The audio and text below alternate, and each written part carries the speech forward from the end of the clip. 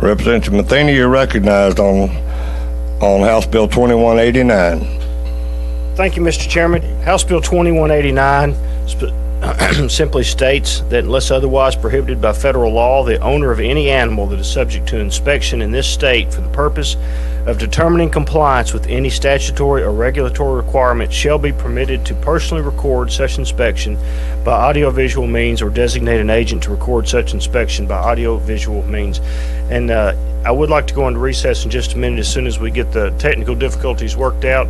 The gentleman next to me brought this to me not from the horse industry or from the celebration, but as an avid person that participates in that. And there's been some what we would call some usurping of people's rights by the federal government by them not allowing individuals to be present when their animals are being inspected. All this bill simply states, and I'm also prepared to bring the Farm Bureau up here to speak on behalf of this bill. All this bill simply states is that if you have an animal that is being inspected by a state or a federal agency, that you have the right as that animal's owner to also have that inspection videotaped, not to interfere with the inspection, not to add to or to subtract to it, but simply to record the inspection itself.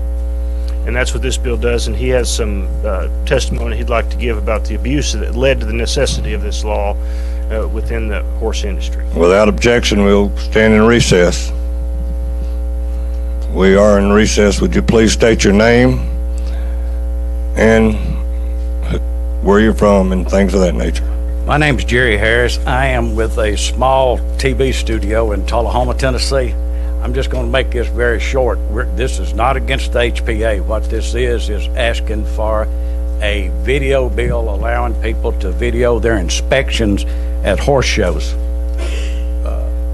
Kevin Shea, APHIS administrator, said he wants to eliminate the abused horse, but this is an example of the horses the USDA inspectors turned down, even though industry veterinarians and DQPs passed them.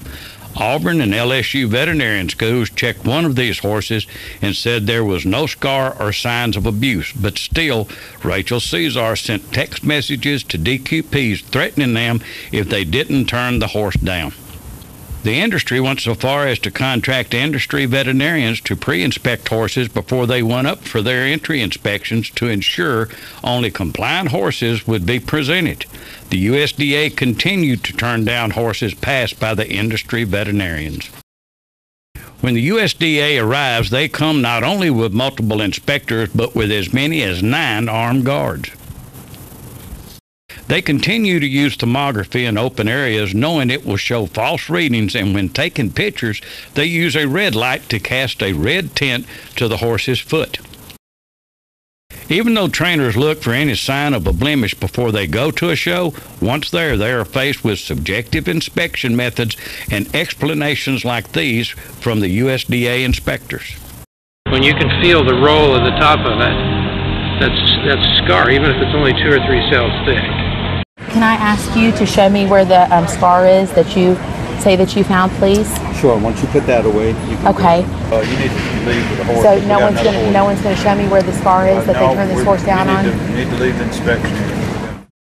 Industry HIOs welcome anyone to video their inspections to prove our horses are being inspected thoroughly, even inviting Channel 5 News to video, but once the USDA arrived, armed guards removed them. Could you have her quit filming until we get outside?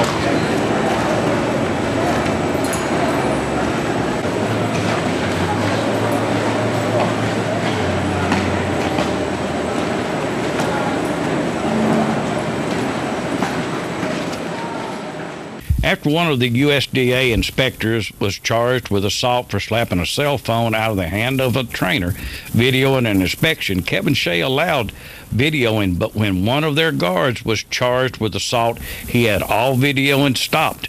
Dr. Desjardins helped get permission for us to video during the celebration, but we had to do it from outside the arena. And this is an example of what the guards were told to do. It's not the people that are causing the problem. It's the USDA even blocking the video and when we can video. So what we're asking is for a law that will allow us to gain evidence to where when we go into court, we've got something to show what we're saying our horses, the condition we're saying our horses are in.